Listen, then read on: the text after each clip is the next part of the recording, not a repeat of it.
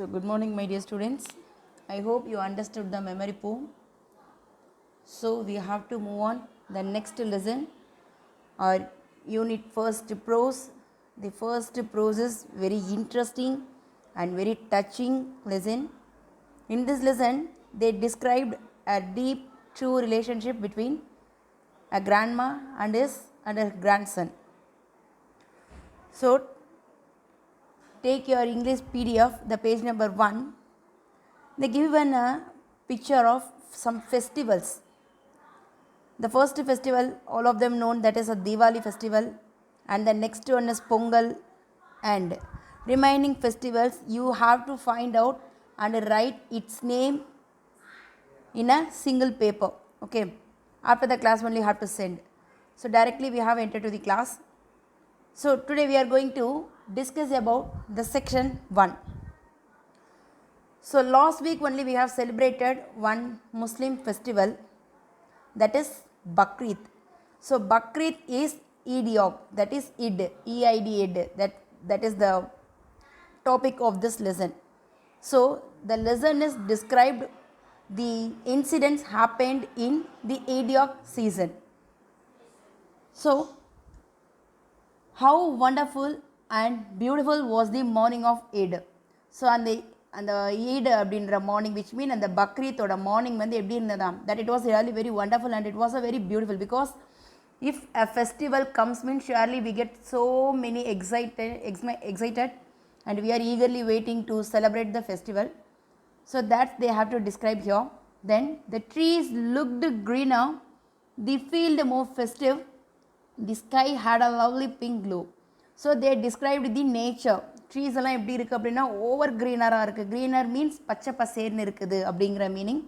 The field more festive, which mean the surrounding, which mean the situation that look like a festival mode. The sky had a lovely pink glow because it was a early morning, that it was a dawn time. So only the sky looks like pink color. The sun seemed brighter and more dazzling than before to wish the world a very happy Eid. So they described even the sun also wishes all the people for the Eid.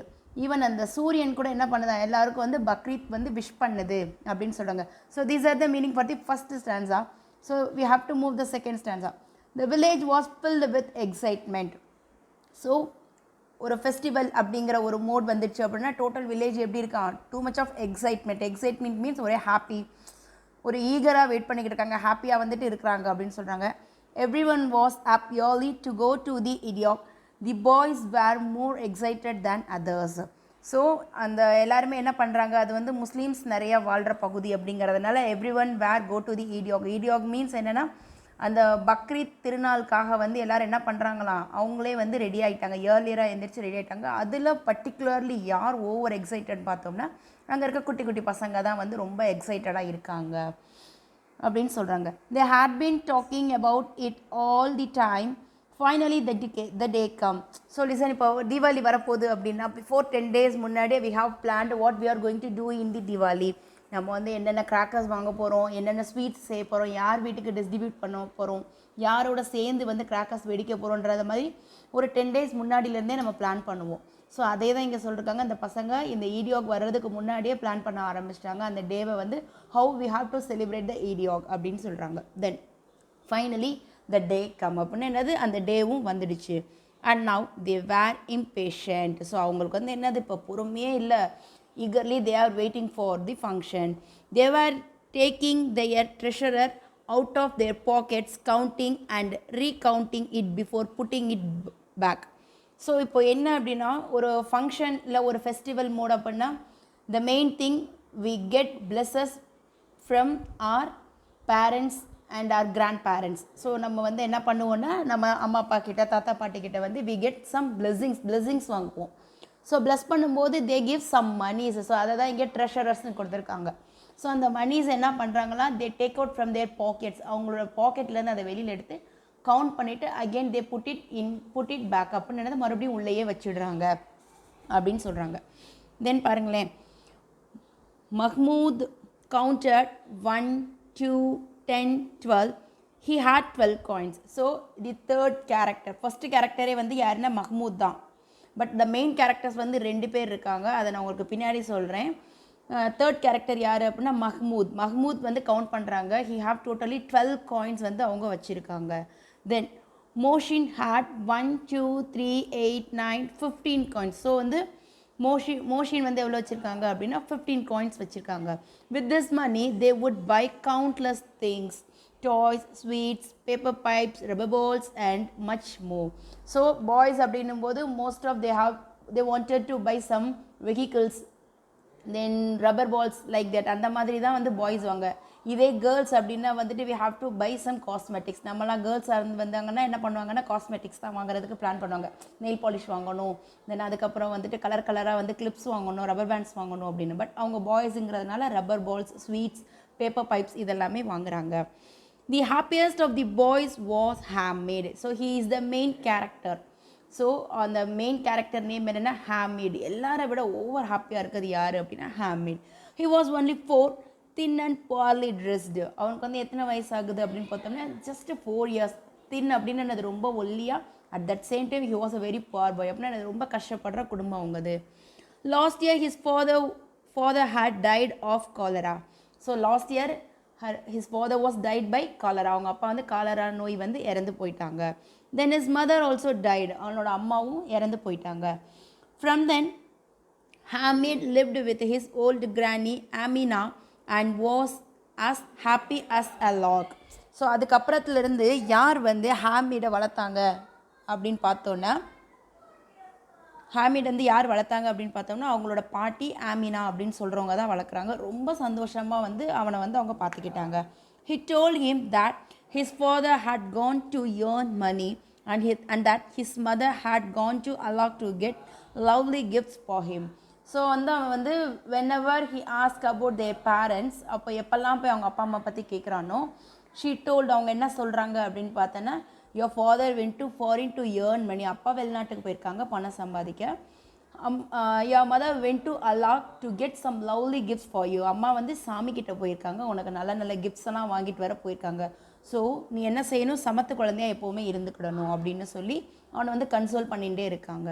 This made Hamid very happy. So அவன் என்ன நினைக்கிறான், குட்டி பையன்ல, so அவன் வந்து அதை நம்பிட்டு என்ன நினைக்கிறான், ரொம்ப ஹாப்பியாக இருக்கான். Hamid had no shoes on his feet. The cap on his head was soiled and tattered. He had no shoes because he was from poor family. So poor familyங்கிறதுனால அவன்கிட்ட ஷூ கிடையாது.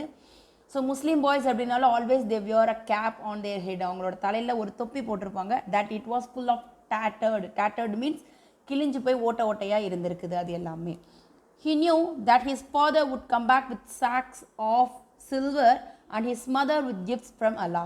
அவன் என்ன நினச்சிட்டு இருக்கான் அப்படின்னா, நம்ம அப்பா ஒரு நாள் திரும்பி வரும்போது எப்படி வருவாங்க அப்படின்னு பார்த்தா, come back with socks full of silver. அப்படின்னா என்னது, நம்ம வீட்டில் சாக்கு பை சொல்கிறோம்ல, அந்த சாக்கு பை ஃபுல்லாக சில்வர் காயின், அது வெள்ளி காசோடு வருவாங்க. அம்மா வந்து நிறைய கிஃப்ட்ஸ் வந்து அல்லா கிட்டேருந்து நமக்காக வாங்கிட்டு வருவாங்க அப்படின்னு he believed. Then he would have more than Mahmoud, Moshin, Nouri and Shamim. So அவங்களோட நெக்ஸ்ட் வந்து என்னென்னு பார்த்தீங்கன்னா, now they have to introduce his friends. அவனோட ஃப்ரெண்ட்ஸ் எல்லாம் இன்ட்ரடியூஸ் பண்ணிட்டாங்க. யாருன்னா already we know Mahmood, because Mahmood have 12 coins and Mohsin have 15 coins அப்படின்னு சொல்லியிருந்தேன். நெக்ஸ்ட் 2 கேரக்டர்ஸ் யாருன்னா நூரி அண்ட் ஷம்மி அப்படின்னு சொல்லி. So totally 4 members.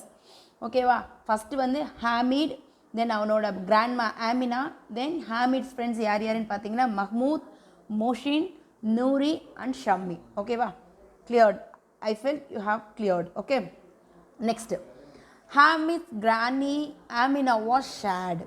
It was Eid and she did not have even a handful of grains. அப்போ வந்து என்னென்னா, அவங்க பாட்டி வந்து ரொம்ப சோகத்தில் இருக்காங்க. எதுக்காக அப்படின்னா, இன்றைக்கி வந்து பக்ரீத் திருநாள். பட் நம்மக்கிட்ட என்ன இல்லை அப்படின்னா, ஒரு கையளவு அரிசி கூட இல்லை. அரிசி விச் மீன் என்ன, கிரைன்ஸ் அப்படின்னா இந்த கோதுமை, நெல்மணி சொல்லுவாங்க, லைக் அந்த மாதிரி தானியங்கள் எதுவுமே இல்லையே அப்படின்னு சொல்கிறாங்க. If only her son were there, it would have been a different kind of Eid. So அப்போ அவங்க என்ன ஃபீல் பண்ணுறாங்க, இந்நேரம் என் பையன் மட்டும் இருந்திருந்தான் அப்படின்னா இந்த ஈட் வந்து எனக்கு எப்படி இருந்திருக்கும்னு ரொம்ப வித்தியாசமான வகையில் இருந்திருக்கும் அப்படின்னு நினைக்கிறாங்க.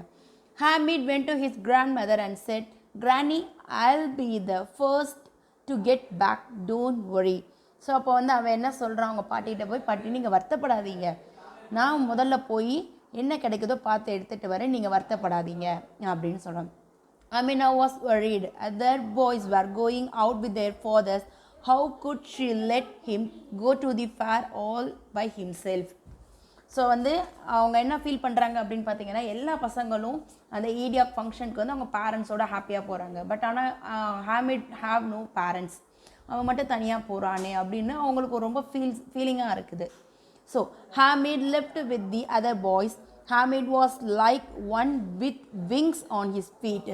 ஸோ வந்து அவன் என்ன சொல்கிறாங்க அப்படின்னா, அவன் வந்து மற்ற எந்த பாய்ஸோடையும் சேரவே மாட்டான். அவன் வந்து எப்படி போகிறான் அப்படின்னா, அந்த காலில் சக்கரத்தை கட்டிக்கிட்டு ஓடுறேன்னு சொல்லுவாங்கல்ல வீட்டில். ஸோ அந்த மாதிரி அவனுக்கு ரெக்க முளைச்ச மாதிரி ஒரு ஃபீல் அவனுக்கு. அந்த மாதிரி வந்து அவன் அங்கே இங்கேயும் ஓடிக்கிட்டே திரியிறானா அந்த ஃபங்க்ஷனில். They ran on ahead of the elders and waited for them under a tree. So இப்போ இந்த எல்லா பசங்களும் எங்கே சேர்ந்து நிற்கிறாங்கன்னா, அந்த ஊரோட அவுட்ஸ்கர்ட்டில் இருக்க ஒரு ட்ரீ கிட்ட நின்றுட்டு இருக்காங்க. எதுக்காக அப்படின்னா, அங்கே இருக்க எல்டர்ஸ் எல்லாம் எங்கே போயிருக்காங்க அப்படின்னா, தே வென்ட் டு தி மாஸ்க்னா மசூதின்னு அர்த்தம். மசூதிக்கு தொழுக போயிருக்காங்க. ஸோ அவங்க போயிட்டு வரும்போது என்ன செய்வாங்கன்னா, அவங்க கண்ணில் படுற குழந்தைகளுக்கு என்ன பண்ணுவாங்க அப்படின்னா, they give some treasures, some gifts. அதாவது நிறைய பணம் இருக்கிறவங்க பணமாக கொடுப்பாங்க, ஒரு சிலர் வந்து ட்ரெஸ் எடுத்து கொடுப்பாங்க, ஒரு சிலர் சாப்பாடு வாங்கி கொடுப்பாங்க. So they are eagerly waiting to get something from the elders. ஓகேவா? So only they are waiting outskirts of the trees. அப்படின்னா என்னது, அந்த ஊருக்கு வெளியில் இருக்க ட்ரீ கிட்ட வந்து எல்லாரும் போய் வெயிட் பண்ணிக்கிட்டு இருக்கிறாங்க. அதில் நம்ம ஹாமிதும் நிற்கிறாங்க. ஓகேவா? ஸோ எங்கன்னு போட்டிருக்காங்கன்னு பார்த்தீங்களா, they reached the suburbs of the town. Suburbs அப்படின்னு பார்த்தீங்கன்னா அவுட்ஸ்கட்னா எல்லைப்புறம், ஊருக்கு எல்லைப்புறத்தில் இருக்கிற ஒரு மரத்துக்கிட்ட நிற்கிறாங்க அப்படின்னு சொல்கிறாங்க. On both sides of the road were big houses of the rich. So அந்த ஊர்லேயே வந்து ரொம்ப ரிச்சான ஏரியா அது. ஓகேவா? ரெண்டு பக்கமும் பார்த்தீங்க அப்படின்னா, ரோடுக்கு ரெண்டு பக்கமும் இருக்கிற வீடெல்லாம் எப்படி இருக்கா, நல்லா பெருசாக அப்படி பார்க்கும்போதே ஓவர் ராயலாக இருக்குது அப்படின்னு சொல்கிறாங்க. In the gardens mango and litchi trees were full of fruits. So அந்த கார்டன்ஸில் பார்த்தோம்னா மேங்கோ ட்ரீஸ், லிச்சி ட்ரீஸ்லாம் அப்படியே நிறையா வளர்ந்து நிற்கிது. Then they came across the stores of the sweet vendors, all decorated so gaily. So that is the main thing. Festival அப்படின்னதுமே automatically we have to think the two things only we have to think. The first one is balloon, the next one is sweets. Colour sweets. எந்த கடையில் பார்த்தாலும் அப்படியே கலராக sweets அடுக்கி வச்சுருப்பாங்க, எங்கே பார்த்தாலும் பலூன்ஸாக இருக்கும். ஸோ இவங்க அங்கே நின்றுட்டு இருக்கும்போது ஸ்வீட் வெண்டர் அப்படின்னா யார் அப்படின்னா, ஸ்வீட்ஸ் எல்லாம் விற்கிற ஒரு கடைக்காரர் இவங்களை அப்படியே கிராஸ் பண்ணி போகிறாரு. Every store had sweets built up in heaps like mountains. ஒவ்வொரு கடையிலையும் மவுண்டெயின்ஸ்னு என்னது, மலை மாதிரி வந்து என்ன பண்ணியிருக்காங்களாம், ஸ்வீட்ஸை குமிச்சு வச்சுருக்காங்க அப்படின்னு சொல்லி இந்த ஃபர்ஸ்ட் செஷன் வந்து கம்ப்ளீட் பண்ணியிருக்காங்க. I hope you all of you understood the first section. If you have any doubts, means surely you have to ask me. Okay. At end of this section, they given 4 glossaries and 5 choose the correct answer. If you understood the topic, means you only do the work. Okay. Otherwise, you have any doubt, you just ask me, ma. Thank you. We will see the section 2 at the next class, ma. Thank you, ma.